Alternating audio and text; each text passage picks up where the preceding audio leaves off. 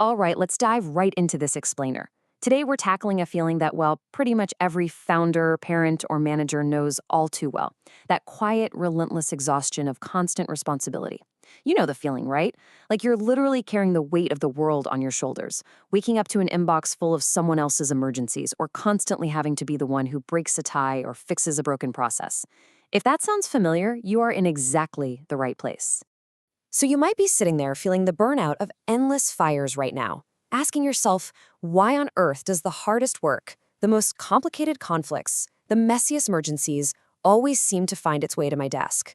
It feels personal, doesn't it? Kind of like an unfair punishment just for being good at your job, while everyone else seems to just breeze by without the same heavy expectations. The burden comes where capacity has been built. This right here, this is the massive paradigm shift. This weight you're feeling isn't some accident. It's definitely not a curse. It's actually profound market feedback. Think about it. People don't bring their heaviest, most tangled problems to someone they think is useless or incompetent. No way. That burden showing up at your door is undeniable proof that you have become a highly useful, capable person who can actually change reality. To break this all down in this explainer, we're going to hit 5 key areas. First, the architecture of responsibility. Second, stress versus sacred weight. Then, the economics of dependability, how to carry the load without being crushed. And finally, turning pain into systems. Let's get into it.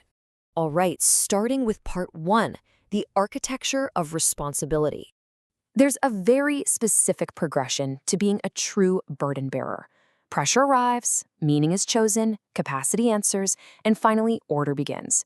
You see, an immature mind just asks, "Ugh, why is this happening to me?" and gets totally stuck in that loop of victimhood. But a mature leader, they intercept that incoming pressure. They actively choose its meaning, apply their built-up capacity, and convert it right into structured order.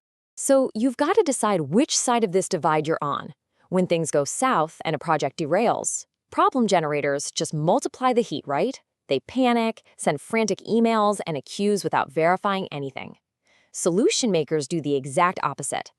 You have to actively refuse that natural urge to get resentful and choose instead to be the one who steps up, collects the actual facts, and converts that widespread panic into a calm, step-by-step process. That is what true power looks like. Moving right along to part 2, stress versus sacred weight. There's such a stark contrast between meaningless, scattered stress and purpose-driven sacred weight. And honestly, treating them the same is a one-way ticket to burnout. Stress just scatters your soul. It's the noise of office politics, gossip, missing records, broken promises.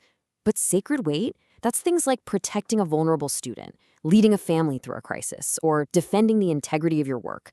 That kind of weight actually brings meaning and organizes your sense of responsibility. So your operating doctrine here requires you to act as an active filter.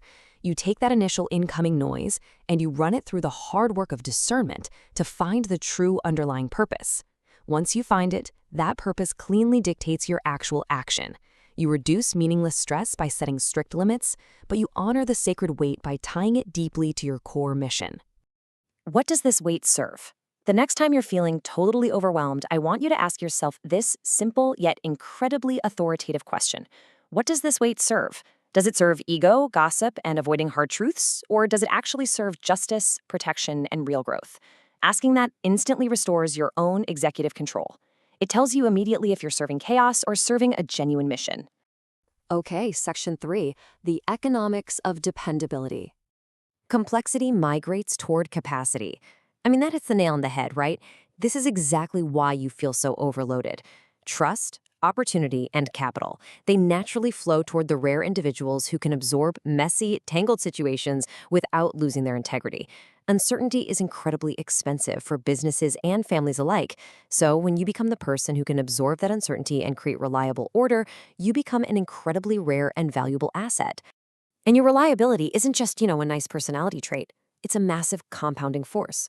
It builds into trust, which then solidifies your reputation and ultimately generates immense institutional capital.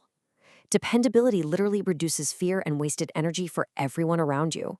They know you'll handle it, which translates directly into undeniable structural value for your organization. And this is true even in the middle of fierce conflict. When you're dealing with unfair heat and emotional accusations, remember this. Adversaries bring you problems because they secretly know you have the power to change the outcome. Seriously, they're basically confessing their dependency on you.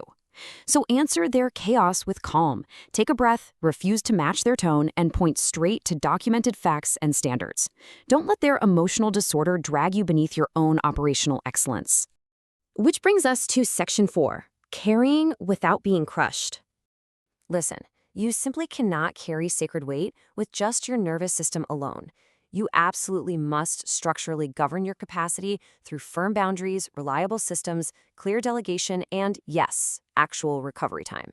If you try to carry everything entirely on your own internal adrenaline without these external structures, you are eventually going to get crushed under the load. And a crushed leader, well, they can't serve anyone.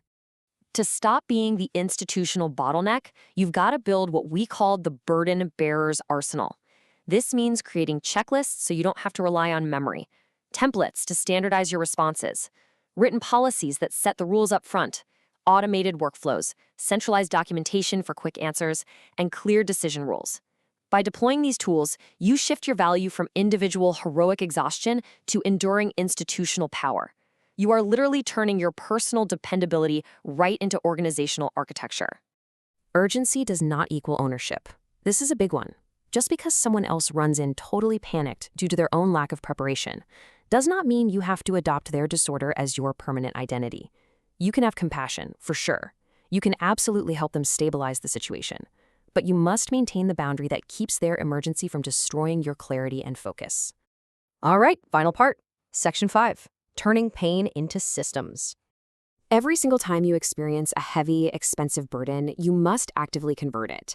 Take that raw, frustrating pain of a failure, extract the concrete lesson from it, turn that lesson into a simple checklist, and finally, establish it as a living system. This makes sure that the pain you just went through wasn't suffered in vain. It actually becomes the exact blueprint for your future protection. To actually pull this off, follow these 4 highly actionable steps. First, capture the facts of what happened, totally without emotion. Second, find the structural failure point. This is crucial. You're looking for a broken process or a missing rule, not just trying to decide who to blame. Third, build the absolute smallest useful system to fix it, like just adding one required field to an intake form. And fourth, assign clear ownership of that system so it doesn't just evaporate as a forgotten suggestion in a meeting notebook. Do not let pain leave empty-handed. I love this. Every time you survive a hard season, a major crisis, or a painful mistake, and you actually take the time to write a policy or a checklist about it, you have effectively purchased vital protection for your future. You're making your current pain pay for the future stability and peace of mind of your entire organization. So as you look at the heaviest responsibilities on your plate today, I want to leave you with this one thought. How can you transform that exact pressure into clarity, healing, and progress right now? What system is your pain literally begging you to design? Embrace the capacity you've built and start transforming that weight into true institutional power today.